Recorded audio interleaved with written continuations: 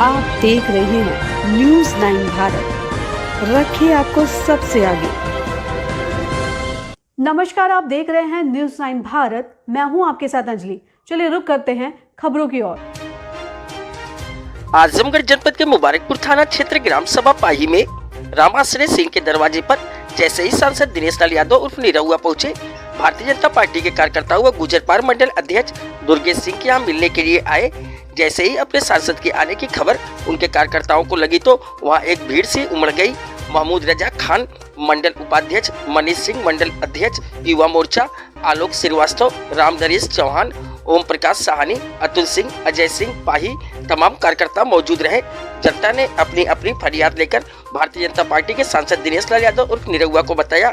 सबकी जन समस्याएं सुनने के बाद उन्होंने कहा कि 2024 में हम गांव-गांव, घर-घर खोजकर आवास देंगे, क्योंकि ये माननीय प्रधानमंत्री नरेंद्र मोदी और मुख्यमंत्री योगी आदित्यनाथ जी का सपना है और देश के प्रधानमंत्री नरेंद्र मोदी जी के साथ देश की जनता दिलो जान से चाहती है और मोदी जी के नेतृत्व में फिर भारतीय जनता पार्टी की सरकार पूर्ण बहुमत की सरकार बनाएगी। वहीं मीडिया से बातचीत करने के दौरान भारतीय जनता पार्टी के सांसद दिनेश लाल यादव निरहुआ ने सपा व कांग्रेस पर निशाना साधते हुए तंज कसा।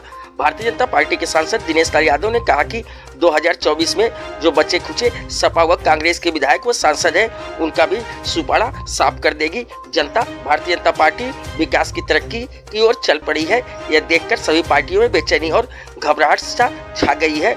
वहीं मीडिया से बातचीत करते हुए दिनेश लाल निरहुआ ने क्या कहा, जरा आप भी सुने। न्यूज़ 9 भारत के लिए अमित तिवारी की रिपोर्ट। का सेवक आपके द्वार का संदेश क्या है सर?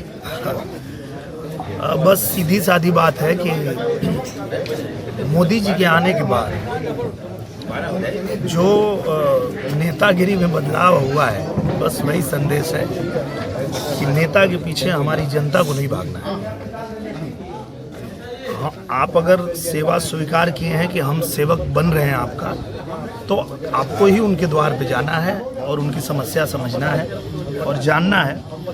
तो यही है, हम लोग जो है हर क्षेत्र में जा करके और हमारे जितने सहयोगी हैं, जो भी हमारे मार्गदर्शक हैं, देखिए आपने पहले ही इस बार जब हम चुनाव के पहले आए थे तो इन्होंने कह दिया था कि ज़्यादा परिखेला हो जाइए, आशीर्वाद इनका लगा। देखिए तो फिर उनके बीच में आना और आके जानना समझना कि कौन सा काम हो रहा है, कौन सा नहीं हो रहा है, क्या काम और होने की आवश्यकता है, और हमारे केंद्र सरकार की, प्रदेश सरकार की जितनी योजनाएं हैं वो पहुंच रही है कि नहीं धरातल पे।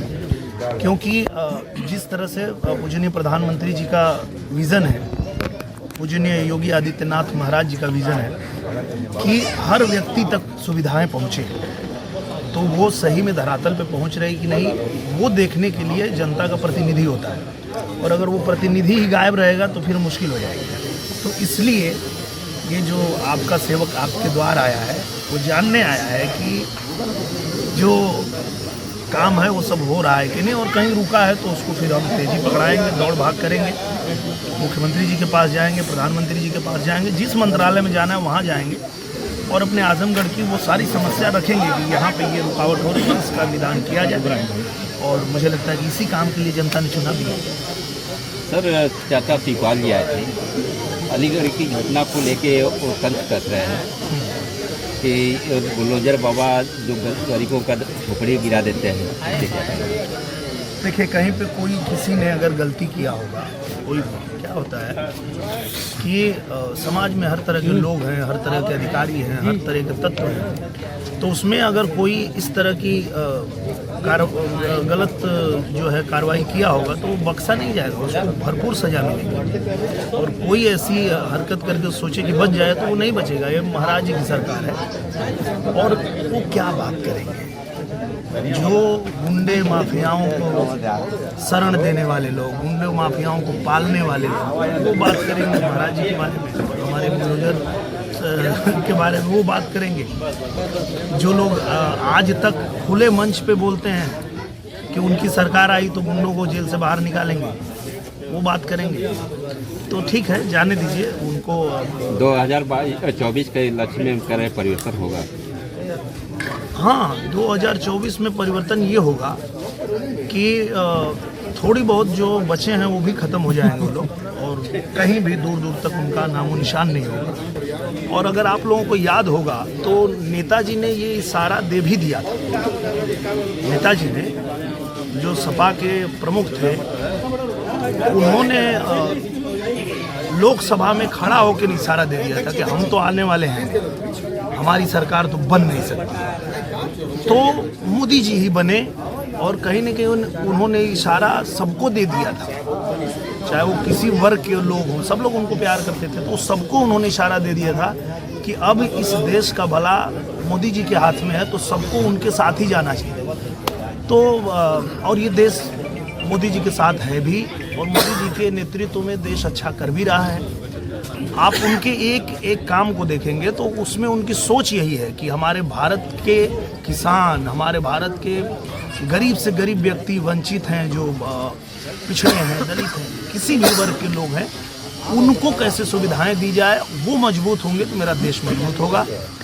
अब जैसे एक छोटा सा उदाहरण मैं देता हूँ आपको, ये जो श्री अन्न, मोटा अनाज, श्री अन्न को जो वो बढ़ावा दे रहे हैं, उसमें कहीं ना कहीं उनकी यही सोच है कि ये बाजरा है, कोदो है, और जो भी मोटे अनाज है वो गरीब किसान के पास ही होता है, और जब वो उसको बढ़ावा मिलेगा, दुनिया में उसकी मांग बढ़ेगी, तो उस किसान को फायदा मिलेगा। आज किसानों को पैसे भी उपलब्ध करा रहे हैं कि आप नया स्टार्टअप करो, आप नया नया काम करो। मैं अपने आजमगढ़ का ही उदाहरण देता हूँ आपको। आजमगढ़ में आपको पता है कि ज़्यादातर ऊसर भूमि है, तो मैंने कल ही देखा कि प्रधानमंत्री जी की सोच का क्या नतीजा निकल रहा है। मेहनगर में मैं गया था कल, और मेहनगर में मैं एक जगह देखा कि वहाँ पे 7 रंग के फूल लगाए हुए थे, और मैंने उनसे पूछा, जिन्होंने लगाए थे उनसे पूछा कि ये आपने जो लगाया है इससे आप कितना कमा लेते हैं। वो ऊसर भूमि में उन्होंने लगाया है। वो बोले 1.5 लाख रुपया महीने का, सब 20 से 40 लोगों को तनख्वाह देने के बाद। बोले कि 40 लोग जो मुंबई से कोरोना में गांव चले आए थे, अब उनको मुंबई नहीं जाना पड़ रहा है, उनको उनके गांव में ही रोजगार मिल गया। और वो जो रोजगार उन्होंने लगाया है, वो खेत में लगाया है, उसका 50% पैसा सरकार ने सब्सिडी भी दे दिया उनको। तो हर तरीके से किसानों को मजबूत बनाने के लिए, उनको रोजगार उनके गांव में ही देने के लिए सारी योजनाएं चल रही है। अब जैसे आप देख लीजिए कि योजना ये भी आई है प्रदेश सरकार की कि 10 किसान मिलकर अगर एक समूह बना लें, और वो 15 लाख का। सर कहा गया था कि वोट किया गया था, ये विपक्षियों का आरोप है। विपक्षी लोग जो हैं वो उसको क्या कहते हैं, कंफ्यूज भी हैं, और वहाँ बैठ के वो पता नहीं कहाँ किस दुनिया में रहते हैं, सुनते ही नहीं हैं वो कि क्या बातें हो रही, क्या चल रहा है। उसमें जो कुछ भी चल रहा है किसानों के लिए, बुनकरों के लिए, गरीबों के लिए, सबके लिए हो रहा है, पर वो वहाँ ब्लैंक रहते हैं। वहाँ जब बैठते हैं तो लोग सोचते हैं कि ये क्या क्या कर दिया ये लोग, और इतना अच्छा कर रहा है। तो वो तो अब दूर दूर तक देख रहे हैं ना कि उनके लिए कुछ बचा ही नहीं। अब वो 70 साल में उनको भी मौका मिला था, पर नहीं कुछ कर पाए।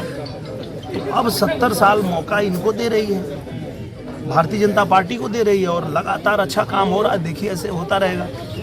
पहले हमारे देश में कुछ भी अगर होता था, आपदा आती थी, विपदा आती थी, तो हम लोग देखते थे कि कोई देश हमारी मदद करे। आज मोदी जी के नेतृत्व में मेरा भारत ऐसा बना है कि दुनिया में कहीं कुछ आपदा आती है तो वो भारत की तरफ देखता है कि भारत हमारी मदद करेगा। ये है मोदी जी के नेतृत्व का नया भारत।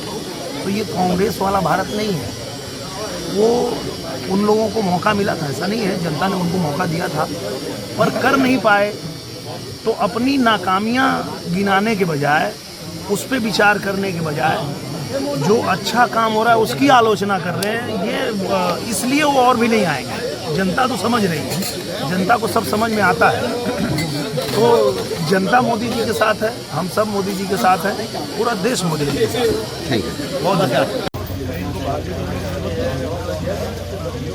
नाम नहीं वो पकड़ना नाम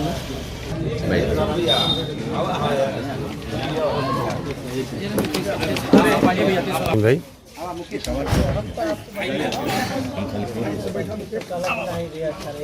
बहुत जोरदार धरी खा के आओ हम दूसरे गाड़ी पे खवाए अभी के लिए फिलहाल इतना ही काफी। बने रहिए हमारे साथ। छोटी से बड़ी खबर जानने के लिए न्यूज़ 9 भारत पर अब चाहूंगी इजाजत। नमस्कार।